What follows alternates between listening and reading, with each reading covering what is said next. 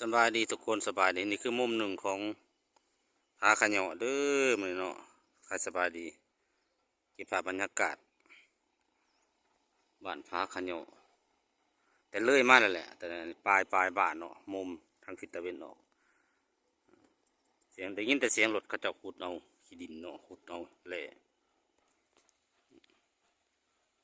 บ้านใหญ่ในหุบเขาหรือว่าบ้านหลังเล็กในป่าใหญ่สวยงามเลยทุกคนเลยบ้านแบบดังเดิมขออนุญาตไปถ่ายทางในอีกก่อนเด้อบ้านเรือนทรงผู้ไทยเด้อทุกคน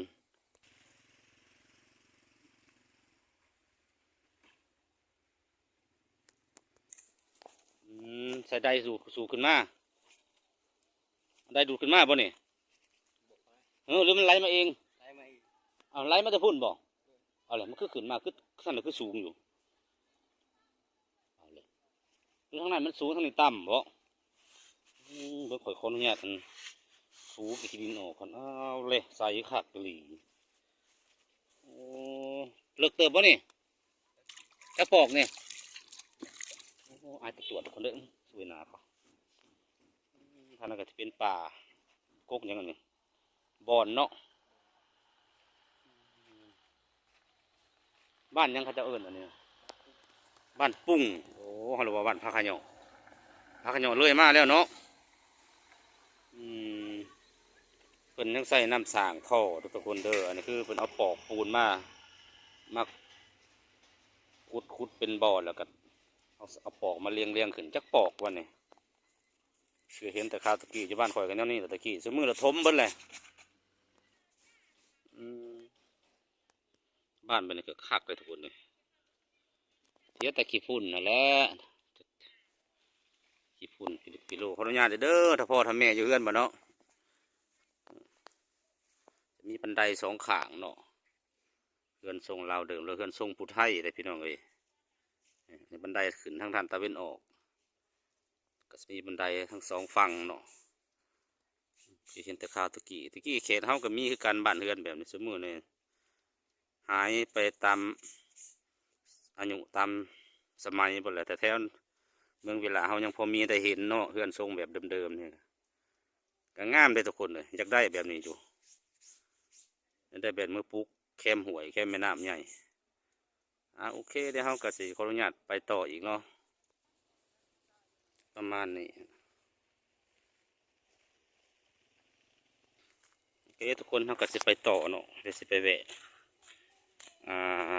อีกหมู่บ้านหนึ่งเนาะชุมชนหนึ่งตามเส้นทาง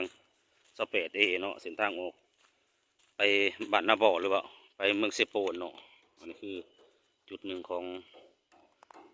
บ้านบ้านพุ่งเนาะตอนแรกเขาว่าบ้านผาขะเหยาะโมเมนเด้อผาขะเหยาะในเมนทางหลังพุ่นเนาะที่ผ่านมาพุ่นอันเป็นบ้านพุ่งเนาะเขตที่ตัวบ้านผาขะเหยาะเอาเดี๋ยวไปต่ออีกทุกคนโอ้ยเดี๋ยวแง่ตาพอดีขับรถทวนครับพระอาทิตย์ขึ้นเด้อทุกคนเด้อแสงกับสิแบบสะท้อนแสงมาเนี่ยภาพอาจจะบสัดจีนปันใดเนาะต้องขอโทษขอไฟน้ำหลายๆนะครับสิตัดภาพไปอีกหมู่บ้านแห่งหนึ่งเนาะเส้นทางออกเซโปนคือกันเนาะเดี๋ยวที่พาทุกคนไปเบิ่งวิถีชีวิตเบิ่งหมู่บ้านเนาะเป็นหมู่บ้านที่ว่าชนบทกับแม่นเนาะทุกคนเนาะแต่ข้าเจ้ายังอนุรักษ์รักษาบ้านเฮือนแบบทรงเล่าเดิมไว้แบบให้ได้เห็นได้หลายวิธีรูปแบบบ้านเฮือนตะกี้เนาะข้าเจ้าเขตนี่ข้าเจ้ากะอยู่ในเขตผู้ดอยในนึงกะทรัพยากรธรรมชาติก็ยังหลายโดยเฉพาะเป็นไม้เนาะไม้ที่จะมาปลูกบ้านก็ยังหลายข้าเจ้าก็เลยเห็นเพื่อนแบบเป็นบ้านไม้เนาะแอมด้วยผาไม้เป็ดไม้กระดานคงอนุรักษ์ไว้หีดของประเพณีหรือว่ารูปทรงบ้านแบบเล่าเดิมเนาะทรงผู้ไทยทรงเล่าเดิมก็ยังหลายทุกคน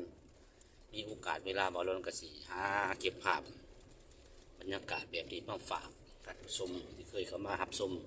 คลิปของผู้ขาเนาะเดี๋ยวไปเบิ่งบ้านต่อไปก็แล้วกันทุกคน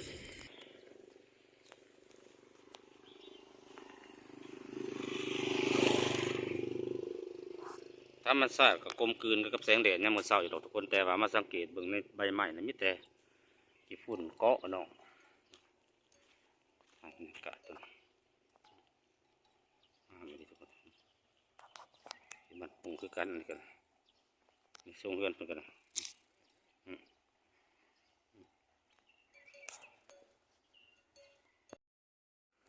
มาหอนมุมนี่กะมุมไก่เนาะจะเห็นพาขะเหยาะแล้วก็มีบ้านที่ว่าทรงทันสมัยเนาะหลังนึงเนาะแล้วก็เฮาก็สิสายมาขางมือสายมือเนาะมันโค้งพอดีก็เป็นบ้านเรือนเพิ่นอีกเต็มไปด้วยขี้ฝุ่นเป็นตาดีต้นข้าเจ้าอยู่เลยทุกคนเลย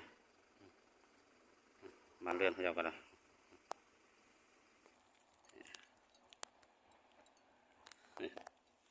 นี่หมู่บ้านหลังนี้คลาสสิกดีขนาดเลยทุกคนผมอยากถ่ายเด้อเจ้าของบ้านไปสั่นเลยสั่นเลยเนี่ยคนเฮาเนาะบ้านเรือนข้าเจ้าก็ได้เห็นไฟฟ้าไม่เป็นเหี้ยงามไปอีกแบบเลยทุกคนเนาะโอ้สุดยอดเลยกลมกลืนกับธรรมชาติถ้าย่ำฝนมันจะเขียวท่านนะปูนวลเขาเลี้ยงมาไกลๆนะย่ำแรงมันก็เลยแดงหญ้าตายไปเลยเป็นเรากำลังสิเอางัวไปส่งไหลงัวออกไปลามเนาะ